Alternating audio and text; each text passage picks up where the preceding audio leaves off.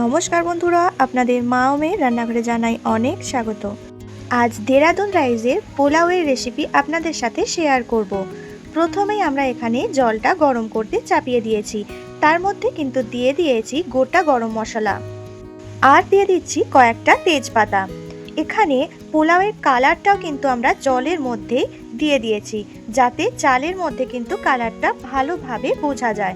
তারপর চালটাকে ভালো করে ধুয়ে জলটা ঝরিয়ে নিয়েছি। খানিকক্ষণ এই জলটা গরম হলে কিন্তু আমরা চালটাও এর মধ্যে অ্যাড করে দিচ্ছি।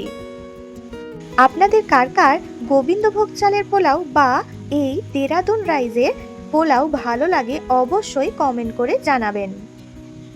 আমার তো পার্সোনালি এই দেরাদুন রাইসের পোলাওয়ের থেকেও গোবিন্দভোগ চালের পোলাওটা খেতে কিন্তু আরও বেশি ভালো লাগে, কারণ ওর মধ্যে ওই চালেরই একটা সুন্দর ফ্লেভার কিন্তু পাওয়া যায়। দেখুন, বলতে বলতে এই জলের মধ্যে চালগুলো দেয়া হয়ে গেছে। অন্যদিকে কিন্তু কড়াইয়ের মধ্যে সাদা তেল দিয়ে দিয়েছি আর অল্প পরিমাণে ঘি এর মধ্যে অ্যাড করেছিলাম। তারপর বেশ অনেকটা পরিমাণে কাজু বাদাম আর কিশমিশ কিন্তু ভেজে নিচ্ছি। এই কাজু আর কিশমিশ ভাজার সময় যদি একটু ঘি দিয়ে ভাজেন তাহলে কিন্তু গন্ধটাও এর মধ্যে ভালো লাগবে আর খেতেও কিন্তু ভালো লাগবে। বলতে বলতে দেখুন ভাতটা কিন্তু 1 ফুট ফুটেও গেছে। এই ভাতটা কিন্তু আবার খুব বেশি ফোটানো যাবে না। দেখুন চালগুলো সেদ্ধ হয়ে গেছে, জলটাও ঝরিয়ে নিয়েছি। অন্যদিকে আবারও ওই কড়াইয়ের মধ্যে দিয়ে দিচ্ছি আবারও ঘি।